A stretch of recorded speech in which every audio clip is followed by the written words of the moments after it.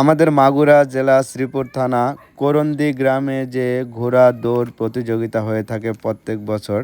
তো এবারের বিজয়ী কিন্তু এই যে এই ছোট্ট বাচ্চারা দেখছেন, এই ঘোড়াটাই নড়াইল থেকে এসেছে।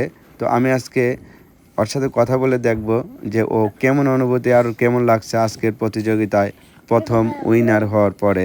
তো দেখি কি বলে। দিলে ঘোড়া তা কেমন অনুভব করলে, কিরকম, বা তোমার ঘোড়াটা এত দৌড় কিভাবে জানে? জানে আল্লাহ দেশে, সেজন্যই জানে। আল্লাহ দেশে না? জি আচ্ছা, তো তুমি কি ফার্স্ট প্রাইজ আশা করছো? জি ফার্স্ট প্রাইজ? জি। কোথা থেকে আসছো?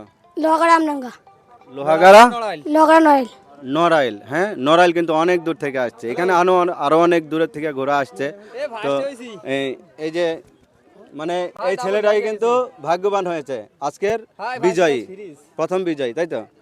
আজকের প্রথম বিজয়ী এই নড়াইল থেকে আসছে এই ঘোড়াটা। তো ইনশাল্লাহ আমরা আজকে যারা বিজয়ী হয়েছে সবার সাথে কথা বলবো। যে ঘোড়াগুলো আজকে বিজয়ী হয়েছে তার ভিতরে এই ছিল প্রথম।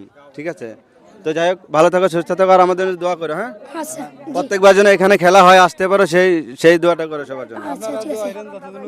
তা আপনারা যে এত দূর থেকে আসছেন, আপনাদের কেমন লাগলো যে এখানে আসলেন?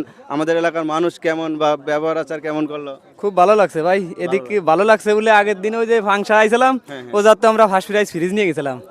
হ্যাঁ, আচ্ছা, ঘোড়াটা কিন্তু ভালো দৌড় জানে দেখে লেগে এই জায়গা আমরা আজকেও আইছি। হ্যাঁ, আমাদের মাগুরা জেলার মানুষ অত্যন্ত খুবই ভালো। ঠিক আছে, মাগুরা জেলার মানুষ কেমন পছন্দ হয়? অনেক ভালো ভাই, মাগুরা জেলা মানুষ অনেক সুন্দর, অনেক শৃঙ্খলা ভাবে অনুষ্ঠানটা করছে, তাই আমরা খুব আমার নিজের বাড়িও মাগুরা জেলা।